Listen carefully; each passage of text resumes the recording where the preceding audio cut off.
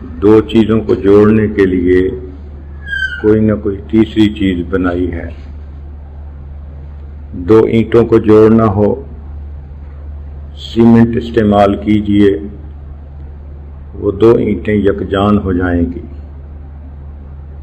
کاغذ کے دو ٹکڑوں کو جوڑنا ہو، سیمنٹ کام نہیں آئے گا، گلو استعمال کریں، وہ ٹکڑے یکجان بن جائیں گے۔ لکڑی کے دو ٹکڑوں کو جوڑنا ہو، اس کے لیے اللہ نے کیل بنایا، آپ کیل کے ذریعے ان دو ٹکڑوں کو آپس میں جوڑیں، وہ ایک بن جائیں گے۔ کپڑے کے دو ٹکڑوں کو جوڑنا ہو، نہ کیل کام آئے گا، نہ گلو کام آئے گی، نہ سیمنٹ کام آئے گا، اس کے لیے اللہ رب العزت نے سوئی دھاگا بنایا، اس کے ذریعے دو ٹکڑے یکجان ہو جائیں گے۔ لوہے کے دو ٹکڑوں کو جوڑنے کے لیے سوئی دھاگا بھی کام نہیں آتا، اس کے لیے اللہ رب العزت نے ویلڈنگ کو بنایا۔ ویلڈنگ کے ذریعے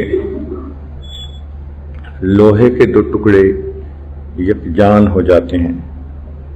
پلاسٹک کے دو ٹکڑوں کو جوڑنا ہو، اس کے لیے ایلفی بنی، استعمال کیجئے، دو ٹکڑے آپس میں جڑ جائیں گے۔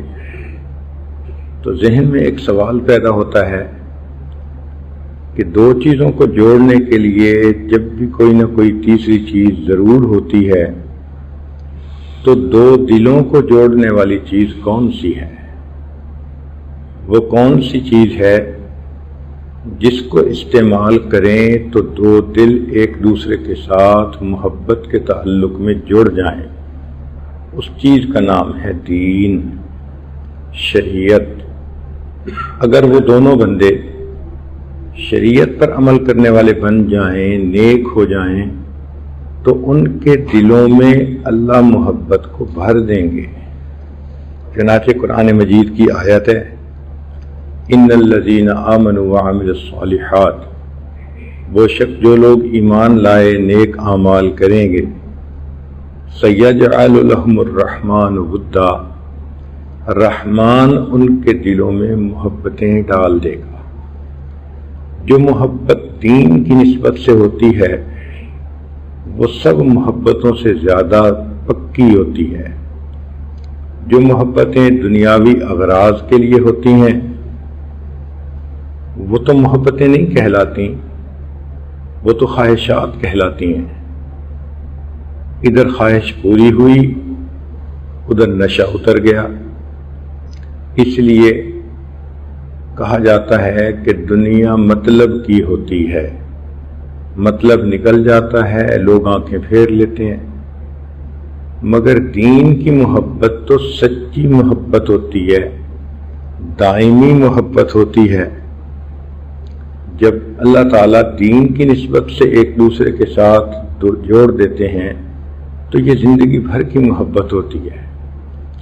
اس کی مثال صحابہ رضی اللہ تعالی عنہم کی زندگیاں، آپس میں اتنی محبتیں تھیں، ایک کا غم دوسرے کا غم، ایک کی خوشی دوسرے کی خوشی، ایک دوسرے کے ساتھ اس طرح رہتے تھے کہ اللہ رب العزت نے قرآن مجید میں فرمایا رحماء بینہم، وہ تو ایک دوسرے کے ساتھ بہت رحیم و کریم ہیں۔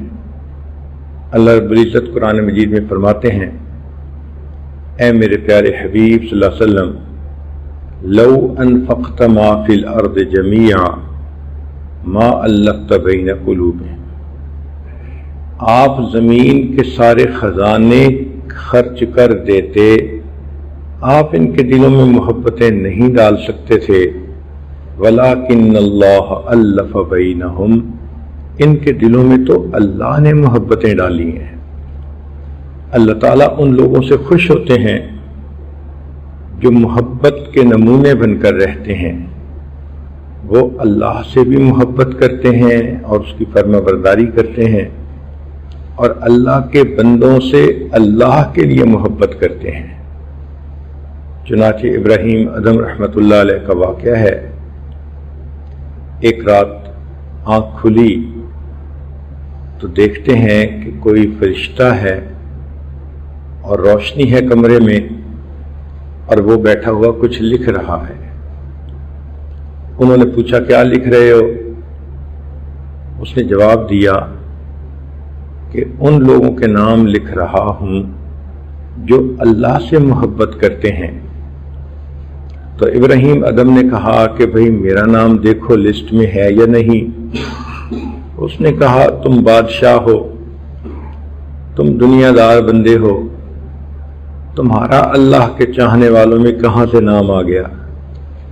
چنانچہ پوری فہرست دیکھی تو ان کا نام نہیں تھا۔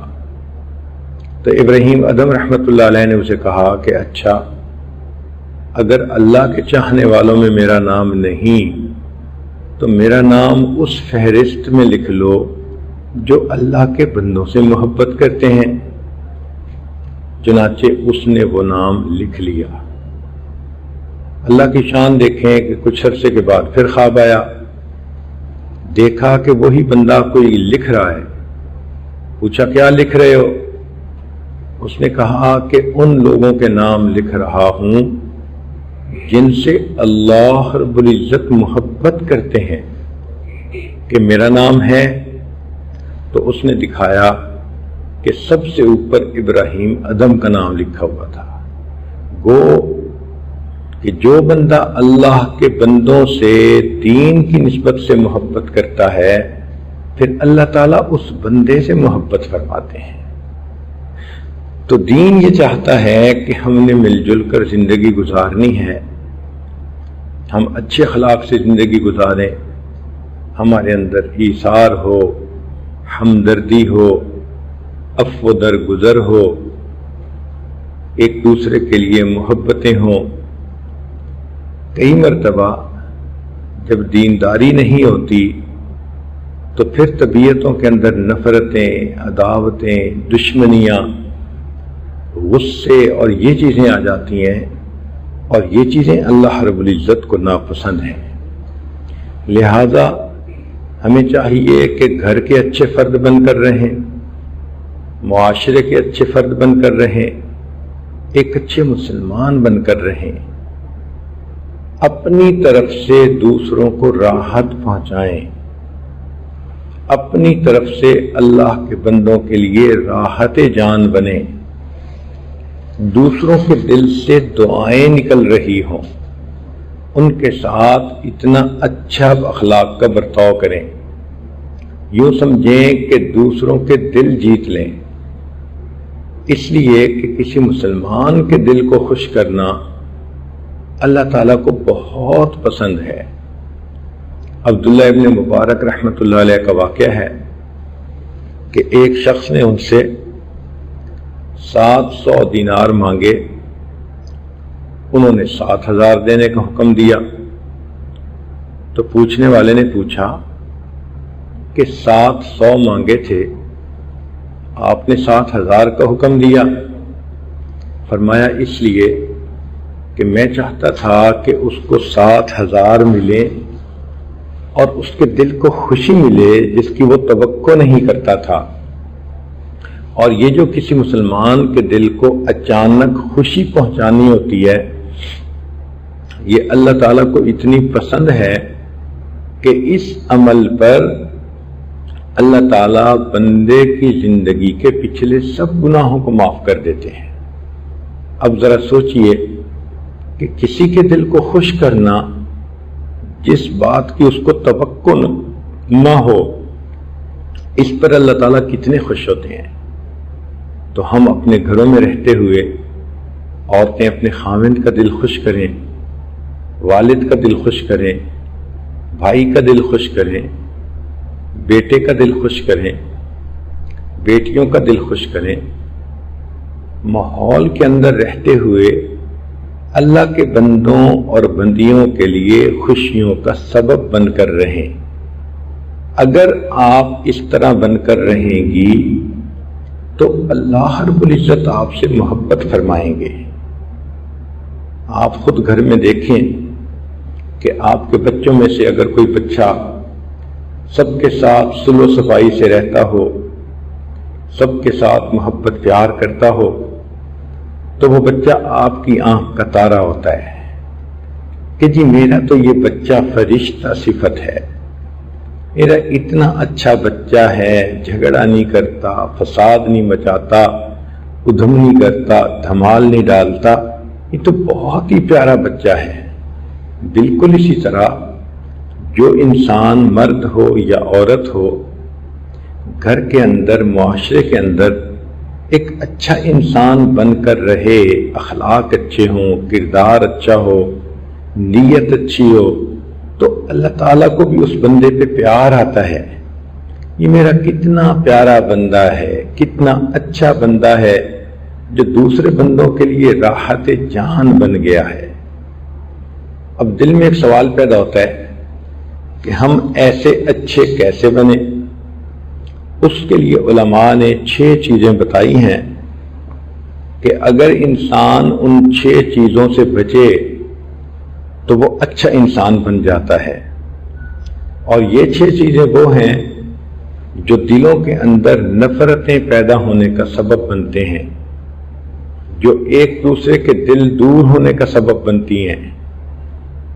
تو وہ 6 چیزیں جو انسانوں کے دلوں میں فاصلے ڈال دیتی ہیں، ایک دوسرے سے دور کر دیتی ہیں، آج کی محفل مجلس میں ان 6 چیزوں کا تذکرہ کرنا ہے۔ اور عجیب بات ہے کہ وہ سارے الفاظ غین کے حرف سے شروع ہوتے ہیں، تو 6 غین آج آپ کو بتائے جائیں گے، آپ نے اسے یاد کرنا ہے اور ان سے اپنے آپ کو بچانا ہے، پھر دیکھنا آپ کے اخلاق کتنے اچھے بنتے ہیں۔ ان میں سے سب سے پہلی چیز غفلت، غین سے غفلت۔ یہ غفلت اللہ تعالیٰ کو پسند نہیں، اس لیے فرمایا وَلَا تَكُن مِّنَ الْغَافِلِينَ، آپ غافلین میں سے نہ ہوں۔ غافل کہتے ہیں بھول جانا یا کسی کو اگنور کر دینا۔ آج دیکھو یہی غفلت دوسرے کے ساتھ رنجش کا سبب بنتی ہے۔ لوگ کہتے ہیں کہ جی فلاں بندہ تو ہمیں اگنور کرتا ہے، بیوی کو میاں سے یہی شکوہ ہوتا ہے کہ جی سارے جہان کی ان کو پرواہ ہے، ہماری تو پرواہ ہی نہیں، باہر دوستوں میں یہ بڑے خوش رہتے ہیں، ہم تو رات تک انتظار میں بیٹھتے ہیں تو کوئی ٹائم ہی نہیں ہوتا ہمارے پاس بات کرنے کے لیے۔ بیوی ایک کام کہے اور خامد بھول جائے تو یقیناً وہ آپس میں تلخ کلامی کا ذریعہ بن جاتا ہے۔ آپ بیوی کو کام کہیں کہ کل مجھے صبح دفتر جانا ہے، کپڑے تیار رکھنا، اور وہ غفلت کرے تو آپ کو غصہ آئے گا، تو معلوم ہوا کہ یہ غفلت غصے کا سبب بن جاتی ہے۔ اس کو لاپرواہی کہتے ہیں، اور یہ لاپرواہی نہیں ہونی چاہیے۔ بچے پڑھنے والے اگر پڑھنے میں غفلت کریں تو ماں باپ پریشان، اگر بھائی بھائی کی پرواہ نہ کرے تو ماں باپ پریشان، اگر مزدور فیکٹری کے اندر اچھے کام کو نہ کرے یا کام میں غفلت برتے تو مالک پریشان۔ تو معلوم ہوا کہ آپ دیکھیں کہ نفرتیں بنیادی طور پہ غفلت ہی کی وجہ سے پیدا ہوتی ہیں۔ جس طرح غفلت کی وجہ سے لوگوں کے دلوں میں ایک دوسرے سے خلاف نفرت آ جاتی ہے، اللہ تعالیٰ کو بھی غفلت پسند نہیں، اس لیے فرمایا وَلَا تُطِعْ مَنْ أَغْفَلْنَا قَلْبَهُ عَنْ ذِكْرِنَا، اس کی بات نہ مانو جس کے دل کو ہم نے اپنی یاد سے غافل کر دیا۔ تو غافل بندہ اللہ کو بھی ناپسند، تو کوشش کریں کہ ہر وقت دل میں اللہ کی یاد رہے۔ دست بکار دل بیار، ہاتھ کام کاج میں مشغول اور دل اللہ تعالیٰ کی یاد میں مشغول. گو میں رہا رہی نے ستم ہائے روزگار، لیکن تیرے خیال سے غافل نہیں رہا. اللہ تعالیٰ چاہتے ہیں میرے بندے تم جتنا بھی دنیا کے کام میں رہو مگر تمہارے دل میں تو میری یاد ہو. یہی تو فرق ہے. ایک ہے مخلوق کی نفسانی شیطانی شہوانی محبت، اس میں انسان یہ چاہتا ہے کہ محبوب کا دل جہاں مرضی ہو اس کا جسم میرے پاس ہو. چونکہ نفسانی محبتوں میں جسم کی ضرورت ہوتی ہے، تو محب چاہتا ہے کہ جسم میرے پاس ہو، دل اس کا جہاں مرضی ہو. مگر اللہ رب العزت کی محبت کا معاملہ عجیب ہے. اللہ تعالیٰ چاہتے ہیں میرے بندے تیرا دل میرے پاس ہونا چاہیے، مجھے اس کی پرواہ نہیں تیرا جسم جہاں بھی ہو. تو ہم گھر میں ہیں، مسجد میں ہیں، نماز میں ہیں یا گھر والوں کے ساتھ بیٹھے ہیں، جس حال میں بھی ہیں، اگر دل اللہ تعالیٰ کی طرف متوجہ ہے تو اللہ تعالیٰ ہم سے خوش ہیں، اللہ تعالیٰ ہم سے راضی ہیں. کتنے لوگ ایسے گزرے بازار کے ماحول میں بیٹھتے تھے، ایک لمحہ بھی اللہ سے غافل نہیں ہوتے تھے. شیخ شہاب الدین سہروردی رحمۃ اللہ علیہ نے لکھا ہے کہ میں ایک مرتبہ بازار سے گزر رہا تھا، میں نے ایک نوجوان بچے کو دیکھا، اس کے گرد گاہکوں کا ہجوم تھا. میں نے اس کے دل کی طرف دیکھا تو اس کا دل ایک لمحہ بھی اللہ سے غافل نہیں ہو رہا تھا. تو گاہکوں کے جرمٹ میں بیٹھ کر اللہ والے اللہ کو یاد کر لیتے ہیں، اور اگر یاد کرنے کی محنت نہ کی جائے تو عورت گھر میں اکیلی بھی ہوتی ہے پھر بھی اللہ یاد نہیں آتا. تو یہ غفلت ہمارے لیے نقصان کا سبب بنتی ہے، دین کا نقصان ہو یا دنیا کا نقصان ہو. تو آپ دل میں یہ بات بٹھا لیں کہ میں نے کاموں میں بھی غفلت نہیں کرنی، عبادت میں بھی غفلت نہیں کرنی، ذکر میں بھی غفلت نہیں کرنی. وَلَا تَكُن مِّنَ الْغَافِلِينَ، اللہ نے فرما دیا کہ تم غفلت کرنے والوں میں سے نہ بنو. دوسری چیز جو نفرتوں کا سبب بنتی ہے اس کو غیبت کہتے ہیں. غین سے غیبت. غیبت کہتی ہیں کسی کے پیٹھ پیچھے ایسی بات کر دینا کہ اگر اس بندے کو معلوم ہو تو وہ اس کو برا سمجھے. اس کو شریعت نے کبیرہ گناہ قرار دیا. فرمایا وَلَا يَغْتَبْ بَعْضُكُمْ بَعْضًا، تم میں سے کوئی دوسرے کی غیبت نہ کرے. حدیث مبارکہ میں ہے الغیبۃ اشد من الزنا، کہ غیبت تو زنا سے بھی زیادہ بری ہوتی ہے.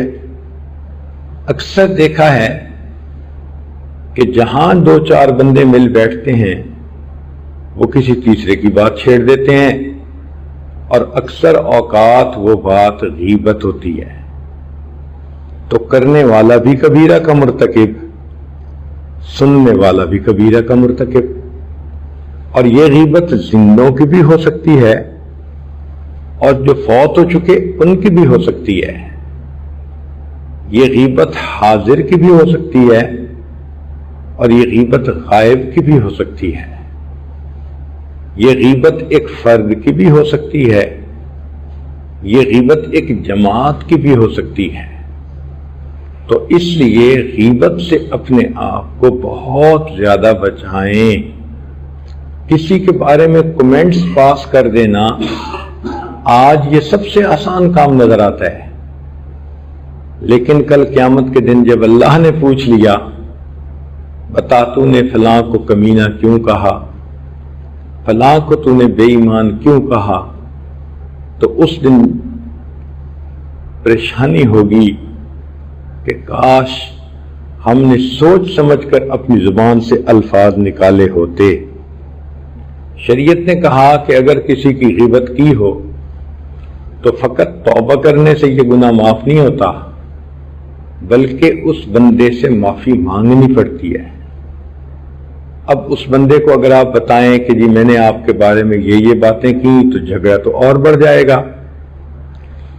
تو شریعت نے اس کا حل بتایا کہ اگر آپ نے کسی کی غیبت کی ہے تو بس اس سے یوں کہیں کہ جی آپ کے تو میرے اوپر بہت حقوق ہیں اور میں تو ادا نہیں کر سکی، آپ مجھے اللہ کے لیے معاف کر دیں۔ اس بات کو سن کر اگر اس نے کہہ دیا ہاں تو بھی ٹھیک، اور اگر وہ مسکرا پڑی تو بھی اس کی طرف سے اجازت مل گئی۔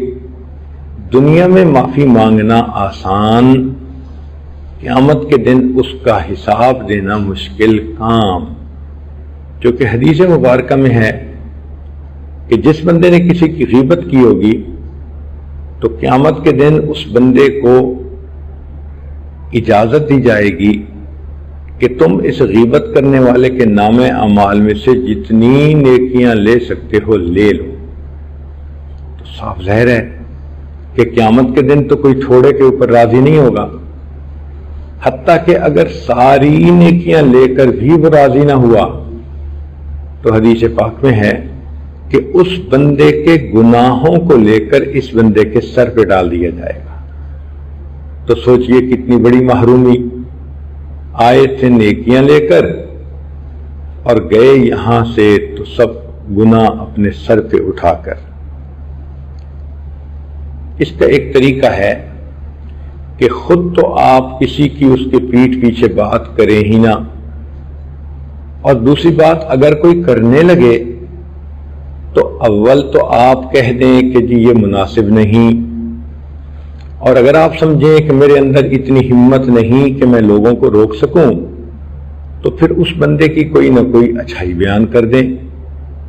مثال کے طور پہ کسی عورت کی غیبت کی گئی، آپ کہیں وہ ہے تو بڑی ذہین، ہے تو بڑی سمجھدار، باتیں تو بہت اچھی کرتی ہے، بڑی پڑھی لکھی ہے۔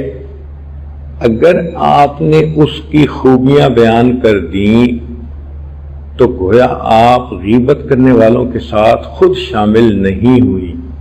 تو یہ غیبت سے بچنے کا ایک آسان طریقہ ہے۔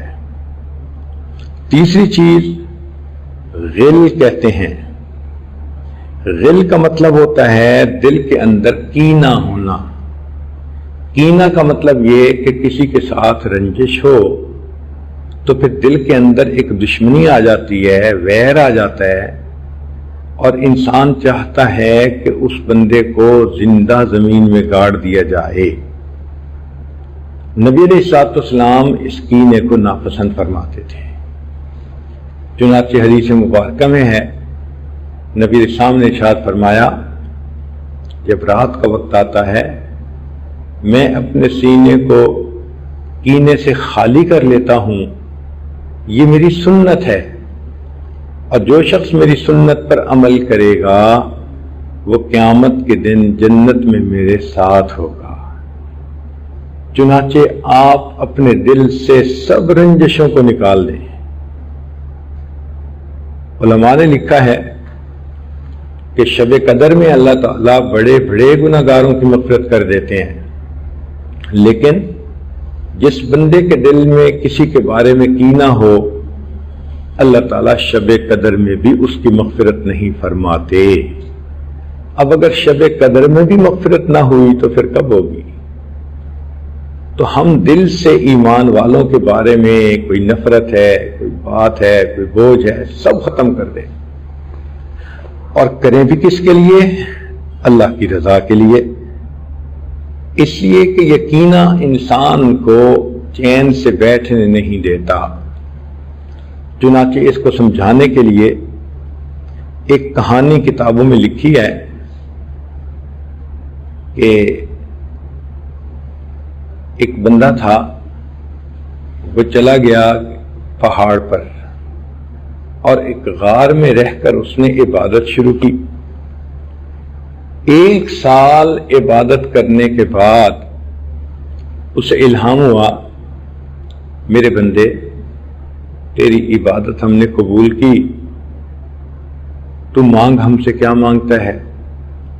اس نے دعا مانگی کہ اللہ مجھے کھانے کو ہنڈیا مل جائے، روٹی مل جائے، میں تیرا دیا کھایا کروں گا اور تیرے گیت گایا کروں گا۔ دعا قبول ہوئی اور اس بندے کو غیبی نظام سے ہر وقت کھانا مل جاتا تھا۔ یہ کچھ عرصہ وہاں رہا، پھر وہاں سے یہ اپنے گھر واپس آ گیا۔ اب ایک کا کھانا 3 بندے بھی کھا بیٹھتے ہیں۔ اس کو جب کھانا ملتا تو گھر کے دوسرے لوگ بھی کھا لیتے۔ جب سب کو روزانہ کھانا ملنے لگا تو صحتیں اچھی ہو گئیں، چہروں پہ سرخی آ گئی۔ ان کا ایک رشتہ دار پڑوسی تھا جو اندر سے بڑا حسد کرتا تھا۔ اس نے جب ان کی یہ حالت دیکھی تو وہ اس بزرگ کے پیچھے پڑ گیا، حضرت مجھے بھی بتائیں وہ کون سا عمل ہے کہ جس کی وجہ سے اللہ نے آپ کو یہ نعمت عطا کرنی شروع کی۔ پہلے تو انہوں نے کوشش کی کہ نہ بتاؤں، مگر ادھر سے اصرار ادھر سے انکار، ادھر سے اصرار ادھر سے انکار، بالآخر مجبور ہو کر انہوں نے بتا دیا کہ بھئی میں تو اس طرح جگیا تھا اور اللہ کے ہاں عبادت قبول ہوئی اور اس طرح یہ ہنڈیا مجھے روز ملنے لگ گئی۔ یہ سن کر وہ بندہ بھی بستر اٹھایا اور اسی جگہ کے جا پر بیٹھ گیا اور وہاں اس نے بھی تسبیح پھیرنی شروع کر دی۔ ذکر کرتے کرتے 1 سال اس کو بھی گزر گیا، تو 1 سال کے بعد اس کے دل میں الہام ہوا، میرے بندے تیری عبادت قبول ہوئی، مانگ تو کیا مانگتا ہے؟ اب اس نے جو مانگنے کے لیے ہاتھ اٹھائے تو اپنے لیے ہڈیاں نہیں مانگی، بلکہ یہ دعا کی کہ اللہ وہ جو میرے پڑوسی کو ہڈیاں ملتی ہے وہ بند ہو جائے۔ اس کو کینہ کہتے ہیں کہ انسان کو دوسرے کا اچھا نہیں لگتا، کسی کی بیٹی کا رشتہ اچھا ہو جائے، کسی کے بیٹے کا کام کاروبار چل جائے، تو جس کے دل میں کینہ ہو اسے اچھا نہیں لگتا یہ، تو اس سے بھی ہم اللہ کی پناہ مانگیں۔ چنانچہ ایک صحابی رضی اللہ تعالیٰ عنہ آ رہے تھے، نبی علیہ الصلوۃ والسلام نے دور سے دیکھا تو فرمایا کہ جنتی آ رہا ہے۔ ایک صحابی جو محفل میں بیٹھے ہوئے تھے انہوں نے یہ سنا تو ان کے دل میں شوق پیدا ہوا کہ میں آنے والے صحابی کی زندگی قریب سے تو دیکھوں، کون سی نیکی یہ کرتے ہیں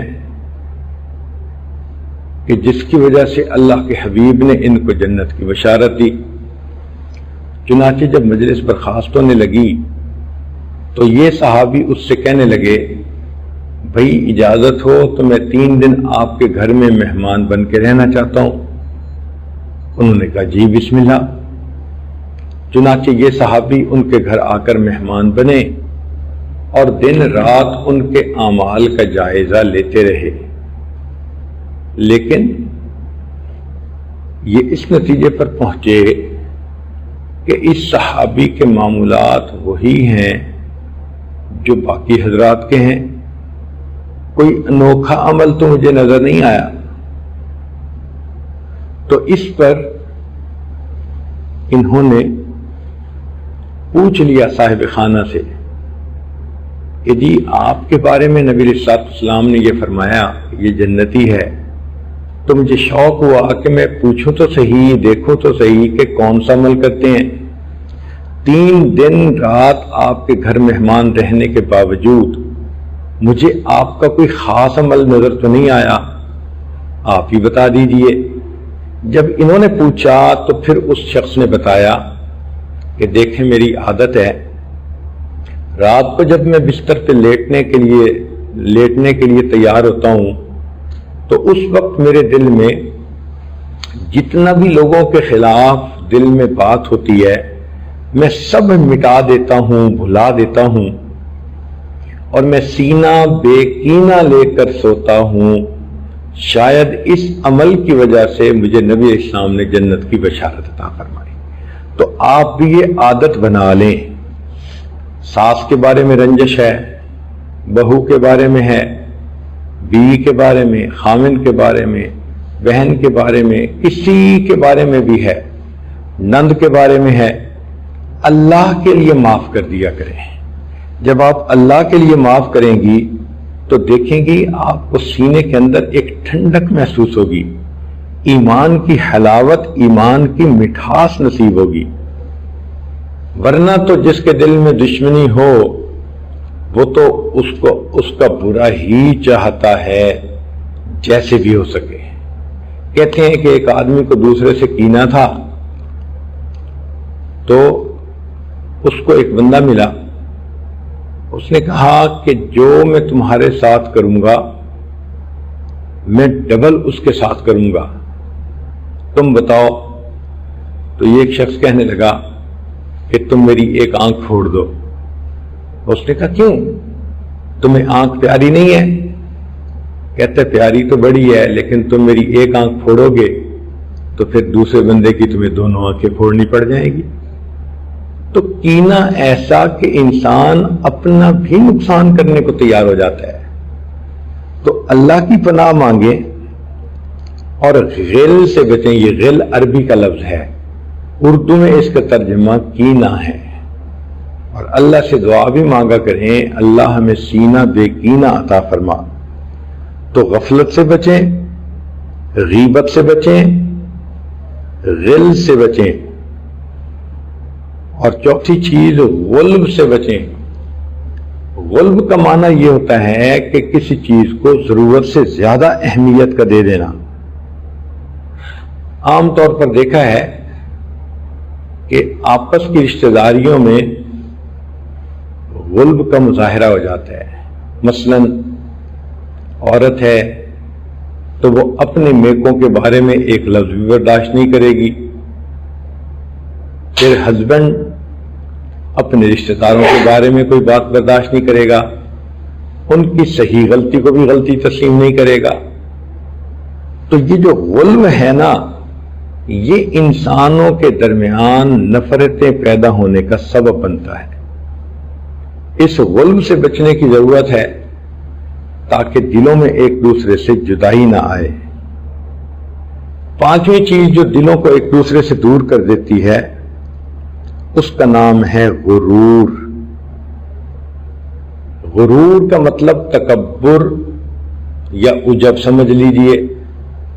اگر بندے کو اپنے حسن پہ غرور ہو، مال و دولت پہ غرور ہو، تعلیم پہ غرور ہو، تو وہ بندہ اپنے اعمال اسی دنیا میں ضائع کر بیٹھتا ہے، جو کہ حدیث پاک میں ہے لا يدخل الجنہ، جنت میں داخل نہیں ہو سکتا من کان فی قلبہ مثقال ذرۃ من کبر، کہ جس بندے کے دل میں ذرہ کے برابر بھی تکبر ہوگا۔ تو اپنے کو دوسروں سے اونچا سمجھنا، بڑا سمجھنا، یہ اللہ تعالیٰ کو پسند نہیں ہے۔ اس تکبر سے بھی بچیں۔ شیطان کو اللہ تعالیٰ نے جو اپنے دربار سے دھتکارا تو اس کی وجہ پتہ کیا تھی؟ اس کی وجہ تکبر تھی۔ فرعون کو اللہ رب العزت نے پانی میں ڈبویا، اس کی وجہ فرعون کے اندر تکبر تھا۔ جو بندہ اللہ کے لیے عاجزی اختیار کرتا ہے اللہ تعالیٰ اس کی شان کو بلند فرماتے ہیں۔ ارشاد فرمایا من تواضع للہ رفعہ اللہ، جو اللہ کے لیے تواضع اختیار کرتا ہے اللہ اس کو بڑا بنا دیتے ہیں۔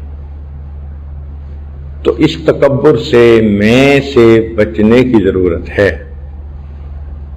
مال پہ غرور کرنا، حسن و جمال پہ غرور کرنا، یہ ڈھلتی چھاؤں پہ غرور کرنے کی مانند ہے۔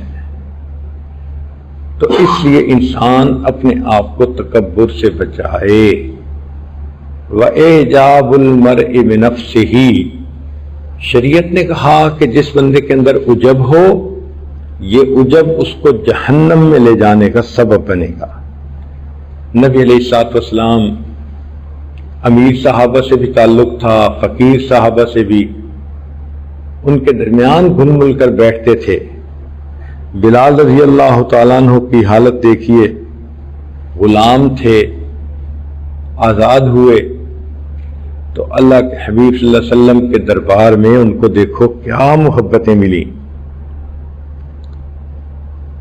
ایک دیہاتی تھے ظاہر رضی اللہ تعالیٰ عنہ، اللہ کے حبیب صلی اللہ علیہ وسلم ان سے بھی محبت فرماتے تھے۔ تو معلوم ہوا کہ انسان کے اندر عاجزی ہونی چاہیے، تکبر نہیں ہونا چاہیے۔ یہ تکبر انسان کے لیے برباد ہونے کا سبب بن جاتا ہے۔ متکبر بندے کو اللہ تعالی دنیا میں بھی سزا دیتے ہیں۔ دو گناہ ایسے ہیں کہ جن کی آخرت میں تو سزا ملے گی، حدیث پاک میں آتا ہے دنیا میں مرنے سے پہلے بھی سزا ملتی ہے۔ ایک تکبر، جتنا تکبر کرے گا اتنا زیادہ اللہ تعالیٰ دنیا میں اس کو ذلیل کریں گے۔ کوئی نہ کوئی بات ایسی ہو جائے گی کہ اس کی سب کے درمیان ذلت ہوگی۔ اور دوسرا، جو بندہ اپنے ماں باپ کی نافرمانی کرتا ہے، حدیث پاک میں آتا ہے کہ اللہ تعالیٰ موت سے پہلے اسی دنیا میں اس نافرمانی کی اس کو سزا دیتے ہیں۔ چنانچہ ایک ڈاکٹر نے عجیب قصہ سنایا، کہتے ہیں ایک دیہاتی لڑکا میرے پاس آیا، بیمار تھا، دیکھنے میں بڑا صحت مند، اور بیماری یہ تھی کہ وہ تھوڑی تھوڑی دیر بعد چیختا تھا اور کہتا تھا کہ جی مجھے لگتا ہے میرا کوئی گلا دبا رہا ہے، کوئی میرا گلا دبا رہا ہے۔ اب اس کی اس بے قراری تکلیف کو دیکھ کر مجھے اس سے ہمدردی ہوئی اور میں نے اس کا علاج معالجہ شروع کیا۔ دوسرے دن اس لڑکے کا والد آیا اور مجھے کہنے لگا کہ ڈاکٹر صاحب زیادہ پریشان نہ ہو، اس لڑکے کو اس کے اپنے کیے کی سزا مل رہی ہے۔ تو میں نے پوچھا کیا؟ کہنے لگا کہ اس لڑکے نے من پسند کی لڑکی سے شادی کی، ماں اس کو سمجھانے کے لیے کوئی لفظ بولتی تھی تو یہ اپنی امی کو کہتا تھا خبردار تو نے زبان کھولی میں تیرا گلا دبا دوں گا۔ یہ اپنی ماں کو یہ الفاظ کہتا تھا، اللہ نے اسی دنیا میں اس کی پکڑ کی، اس کو ایسی بیماری لگی کہ یہ چیختا ہے کہ کوئی میرا گلا دبا رہا ہے، اور واقعی اس کا گلا گھٹ رہا ہوتا ہے۔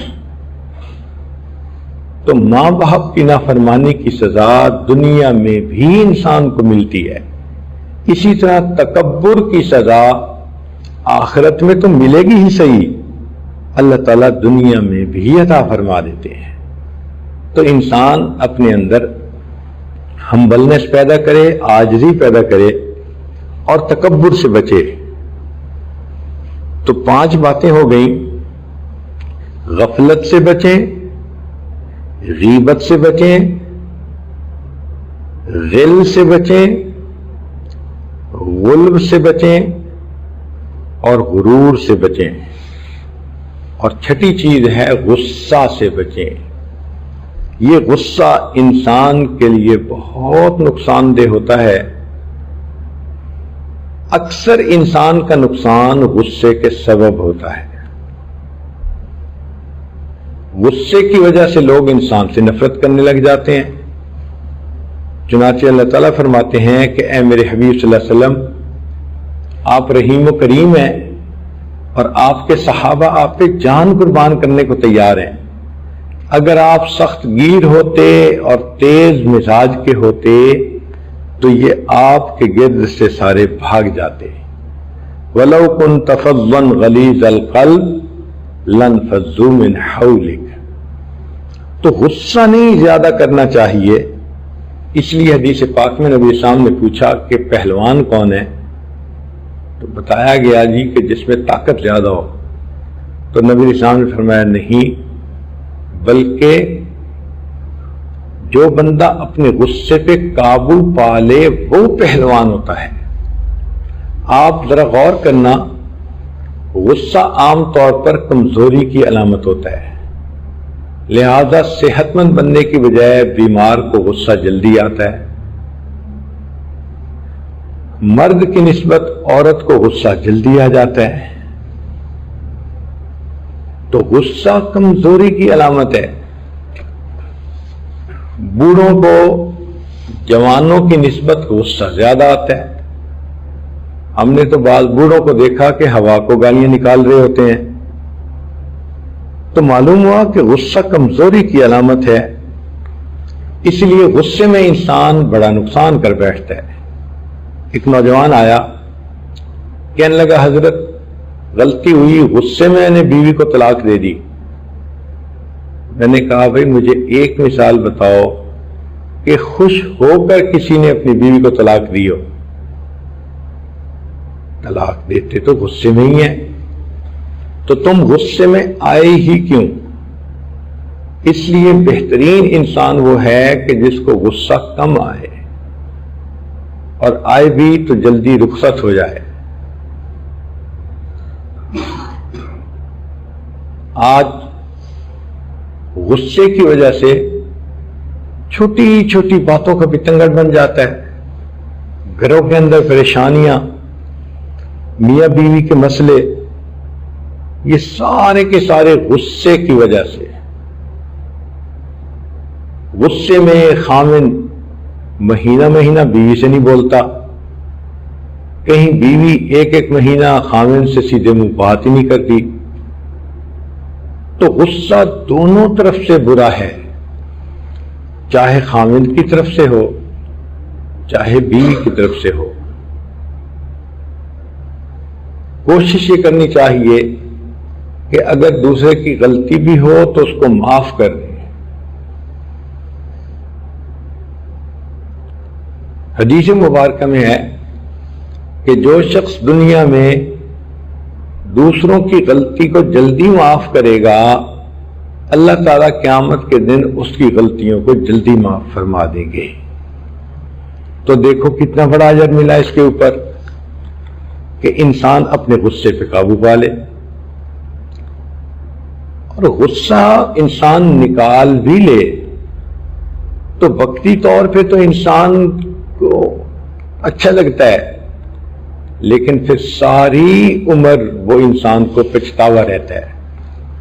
چنانچہ ایک صاحب آفیسر تھے، وہ اپنا واقعہ لکھتے ہیں، کہتے ہیں کہ مجھے ایک شہر سے دوسرے شہر ٹرین میں جانا تھا، تو میں نے ایک کلی کو سامان دیا اور کہا کہ مجھے ٹرین کے فلاں ڈبے میں پہنچا دو۔ رش کافی تھا، جب ٹرین آئی تو رکنے کا ٹائم تھوڑا تھا، میں تو اپنی جگہ پر پہنچ گیا، لیکن وہ کلی سامان لے کر نہیں پہنچا، حتیٰ کہ ٹرین کی وسل بھی بج گئی، دروازے بھی بند ہو گئے۔ جب دروازہ بند ہونے لگا تو میں اتر گیا کہ میرا تو سامان ابھی نہیں آیا، اب میرے سامنے ٹرین جا رہی ہے، میری ٹکٹ بھی ضائع ہو گئی، میری ٹرین بھی چھوٹ گئی، مجھے غصہ تو بڑا آیا۔ مگر میں نے سوچا کہ دیکھو پلیٹ فارم پہ اتنا رش ہے کہ ایک بندے کو پیدل چلنے کا راستہ نہیں مل رہا، اور کلی نے تو سر پہ میرا بیگ اٹھایا ہوا تھا، تو لوگوں نے راستہ نہیں دیا ہوگا۔ تھوڑی دیر کے بعد جب رش ذرا کم ہوا تو وہ کلی مجھے نظر آیا، پسینے چھوٹے ہوئے تھے، پریشان تھا، مجھے دیکھتے ہی کہنے لگا کہ صاحب میری غلطی نہیں، رش اتنا تھا کہ مجھے کسی نے آگے بڑھنے ہی نہیں دیا، میں چیختا رہا کہ مجھے راستہ دو راستہ دو، کسی نے راستہ نہیں دیا۔ میں نے اسے کہا کوئی بات نہیں، میں کل اسی وقت اس ٹرین پہ پھر چلا جاؤں گا۔ اس کا دل پرسکون ہو گیا، مجھے کہنے لگا کہ اچھا صاحب میں آپ کا سامان آپ کی گاڑی تک پہنچا دیتا ہوں۔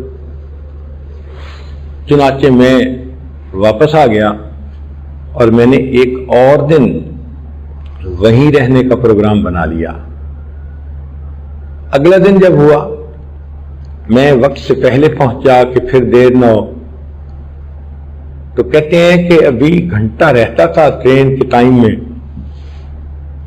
جب میں وہاں گیا تو میں نے دیکھا کہ وہی کل والا کلی میرے انتظار میں کھڑا ہوا تھا۔ مجھے دیکھا، اس نے سامان میرے ہاتھوں سے لے لیا اور اٹھا کر سامان اس نے پلیٹ فارم تک پہنچایا، اور پھر میں نے اسے پیسے دینے چاہے تو اس نے پیسے بھی نہیں لیے۔ نہیں صاحب، میری وجہ سے آپ کی ٹرین میں کل ڈیلے ہو گئی تو مجھے پیسے نہیں چاہیے، بس آپ کا دل میری طرف سے خوش ہو جائے۔ وہ افسر کہتے ہیں کہ اس کے بعد جب ٹرین یعنی چلنے کا وقت آیا تو میں نے اس کی طرف دیکھا تو اس کی آنکھوں میں آنسو تھے۔ میں نے اپنی زندگی میں اتنی محبت سے کسی رشتہ دار کو بھی الوداع کرتے نہیں دیکھا جس محبت سے مجھے اس کلی نے الوداع کیا۔ کیا کہ وہ کلی سمجھتا تھا کہ اگر یہ کل غصہ کرتے تو جائز تھا۔ میں نے غصے کو برداشت کیا، وہ غصے کی تکلیف تو ختم ہو گئی۔ آج بھی جب اس کلی کا چہرہ سامنے آتا ہے، اس کی آنکھوں کے آنسو دیکھ کر مجھے راحت ہوتی ہے کہ اس نے مجھے کتنی محبت سے رخصت کیا۔ گھروں کے اندر میاں بیوی کو چاہیے کہ غصے سے کام نہ لیا کریں۔ کئی دفعہ ماں بچوں پہ بے جا غصہ کرتی ہے، کئی دفعہ خاوند بیوی پہ بے جا غصہ کرتا ہے، کئی جگہ ساس صاحبہ غصہ کرتی ہیں۔ ہمارے اکابر نے کہا کہ جس کا غصہ کنٹرول نہ ہوتا ہو وہ اس بات کو سوچے کہ قیامت کے دن ایک پروردگار ہوگا جو جس پر چاہے گا خوشی کا اظہار کرے گا اور جس پر چاہے گا غصے کا اظہار کرے گا۔ اگر میں نے دنیا میں لوگوں پر غصہ کیا تو میں نے اس کو حساب دینا ہوگا، تو پروردگار میرے ساتھ ویسا ہی معاملہ فرمائے۔ چنانچہ حدیث پاک میں فرمایا کہ جو بندہ کسی بندے پر غصہ کر سکتا ہو مگر وہ اللہ کے لیے معاف کر دے، اللہ تعالیٰ قیامت کے دن اس بندے کو معاف کر دیں گے۔ حضرت تھانوی رحمۃ اللہ نے واقعہ لکھا ہے کہ غلطی پر ایک شخص نے اپنی بیوی کو معاف کیا تھا۔ جب فوت ہوا تو اللہ کے حضور پیشی ہوئی، فرمایا تو نے اپنی بیوی کو میری بندی سمجھ کے معاف کیا تھا، آج میں بھی تمہیں اپنا بندہ سمجھ کے معاف کرتا ہوں۔ تو اس غصے کو قابو کرنے کی ضرورت ہے۔ کئی دفعہ یہ بھی دیکھا کہ کوئی بندہ غلطی کر بیٹھا، اب وہ معافی مانگ رہا ہے تو لوگ معافی نہیں کرتے۔ سنیے حدیث مبارکہ اور دل کے کانوں سے سنیے۔ نبی اسلام نے فرمایا اگر کسی مسلمان سے غلطی ہو جائے اور وہ معافی مانگنے کے لیے آئے اور یہ بندہ کہے کہ میں تجھے معاف نہیں کرتا، نبی اسلام نے فرمایا کہ یہ کہنے والا جو دوسرے مسلمان کو کہہ رہے ہیں میں تمہیں معاف نہیں کرتا، اس کو چاہیے کہ قیامت کے دن حوض کوثر پر مجھے اپنی شکل مت دکھائے۔ یہ میرے امتی کو معاف نہیں کرتا، میں قیامت کے دن اس کی شکل بھی دیکھنا پسند نہیں کرتا۔ تو اگر کوئی معافی مانگے تو جلدی معاف کر دیا کریں، یہ سوچتے ہوئے کہ میں جلدی معاف کروں گی، اس کے بدلے اللہ مجھے جلدی معاف کر دیں گے۔ اللہ اکبر کبیرہ۔ اللہ تعالی ہمیں ایسے اچھے اخلاق عطا فرمائے۔ ہمارے بزرگوں کے درمیان اگر کبھی ایک دوسرے کے ساتھ رنجش بھی ہوتی تھی تو وہ دنیا کے لیے نہیں ہوتی تھی، وہ دین کے لیے ہوتی تھی، وہ اللہ کے لیے ہوتی تھی۔ جیسے مولانا یعقوب نانوتوی رحمۃ اللہ علیہ، ایک بچہ سبق بالکل نہیں یاد کرتا تھا، اسے 2 جوتیاں لگائیں، وہ کہنے لگا اللہ کے لیے معاف کر دیں، تو حضرت نے فرمایا تمہیں اللہ ہی کے لیے تو مار رہا ہوں۔ یعنی ان کا غصہ کرنا بھی اللہ کے لیے ہوتا تھا، اپنے لیے نہیں ہوتا تھا۔ تو غصہ انسان قابو کرے تو یہ انسان اللہ کی نظر میں پہلوان ہے۔ آج ہم غصے کو معاف کر دیں گے، کل قیامت کے دن ہمیں معاف فرما دیا جائے گا۔ ایک واقعہ سن لیجئے کہ ہمارے بزرگوں کے اختلاف کی نوعیت کیسے ہوتی تھی۔ ایک بزرگ تھے خواجہ نظام الدین اولیاء رحمۃ اللہ علیہ۔ ان کے پاس سالکین ہوتے تھے جو ذکر اذکار کرنے والے اور حال احوال والے ہوتے تھے۔ تو ان کے ہاں ایک نعت کی محفل ہوتی تھی جس کو محفل سماع کہا جاتا تھا۔ جب شعر پڑھے جاتے تھے تو بعض لوگ گرتے تھے، اچھلتے تھے، اللہ اللہ اللہ کہتے تھے، عجیب کیفیت ہوتی تھی۔ اس زمانے میں ایک حکومت کے محاسب تھے جن کا نام تھا قاضی ضیاء الدین سنامی رحمۃ اللہ علیہ۔ ان کے ذمہ تھا کہ اگر وہ کہیں کوئی ایسی خلاف شرع کام دیکھیں تو اس کو بند کروا دیں۔ چنانچہ ان کی محفل لگی ہوتی تھی، قاضی ضیاء الدین آتے تھے اور محفل برخاست کروا دیتے تھے۔ خواجہ نظام الدین اولیاء رحمۃ اللہ علیہ تو خاموش رہتے تھے، لیکن مریدوں کو غصہ زیادہ آتا تھا، یہ کون ہے جو ہمارے شیخ کی محفل کو ختم کروا دیتا ہے؟ تو مرید لوگ بولتے رہتے تھے۔ اللہ کی شان دیکھیں کہ قاضی ضیاء الدین رحمۃ اللہ علیہ بیمار ہو گئے۔ جب پتہ چلا کہ آخری وقت ہے تو خواجہ نظام الدین اولیاء رحمۃ اللہ علیہ نے فرمایا کہ مسلمان کے مسلمان پہ 5 حق ہوتے ہیں، ان میں ایک عیادت کرنا، تو میں ان کی عیادت کے لیے جاؤں گا۔ کوئی ہم جیسا ہوتا تو کہتا دیکھا ہمارے حضرت کی مجلسوں کو برخاست کرواتا تھا، اللہ نے کیسا پکڑا۔ مگر ان لوگوں کے دلوں میں سچائی ہوتی تھی۔ خواجہ نظام الدین رحمۃ اللہ علیہ نے سوچا کہ میں ان کی عیادت کے لیے ان کے گھر جاتا ہوں۔ چنانچہ خواجہ صاحب آئے، دروازہ کھٹکھٹایا۔ قاضی ضیاء الدین سنامی رحمۃ اللہ علیہ پر آخری لمحات تھے۔ جب دروازہ کھٹکھٹایا گیا تو ان کا شاگرد بھاگا ہوا آیا۔ اس نے دیکھا کہ وہاں پر نظام الدین اولیاء کھڑے ہیں، تو اس نے واپس جا کے بتایا کہ حضرت وہ تو نظام الدین صاحب آئے ہیں۔ تو حضرت نے فرمایا کہ دیکھو یہ میرا آخری وقت ہے، مجھے ان سے کچھ باتوں میں علمی اختلاف ہے، میں نہیں چاہتا وہ آئیں اور میری طبیعت پہ بوجھ پڑے، میں یکسوئی کے ساتھ اللہ کے حوالے ہونا چاہتا ہوں۔ چنانچہ شاگرد آیا اور اس نے آ کے معذرت کر دی کہ جی حضرت فرماتے ہیں کہ آپ کچھ عمل ایسے کرتے ہیں جو میرے نزدیک بدعت ہیں، لہذا میں اس موقع پہ آپ سے نہیں ملنا چاہتا۔ تو اس پر خواجہ نظام الدین اولیاء رحمۃ اللہ علیہ نے پیغام بھیجا کہ جا کر قاضی صاحب سے کہو کہ میں ان بدعتوں سے توبہ کرنے کی نیت سے آیا ہوں۔ جب شاگرد نے آ کر یہ بتایا تو قاضی ضیاء الدین رحمۃ اللہ علیہ لیٹے ہوئے تھے، اٹھ کے بیٹھ گئے اور اپنے سر سے عمامہ اتارا، شاگرد کو کہا کہ میرے بستر سے لے کے دروازے تک میری پگڑی کو پھیلا دو اور خواجہ صاحب سے کہو جوتوں کے ساتھ اس کے اوپر چل کے میرے پاس آئیں، کہ مجھے ان سے اختلاف تھا تو شریعت کے مسئلے میں تھا۔ سبحان اللہ، یہ کیسی قدسی روحیں ہوتی تھیں کہ جن کا آپس کے اندر اگر اختلاف ہوتا تھا وہ بھی شریعت کے لیے، اگر محبت ہوتی تھی وہ بھی شریعت کے لیے۔ تو انسان کو ایسا ہی بننا چاہیے کہ لیٹے بیٹھے چلتے پھرتے ہر وقت دل میں اللہ کا دھیان ہو۔ اللہ تعالی ہمیں ان 6 بیماریوں سے بچنے کی توفیق عطا فرمائے، معاشرے کا اچھا فرد بن کر رہنے کی توفیق دے۔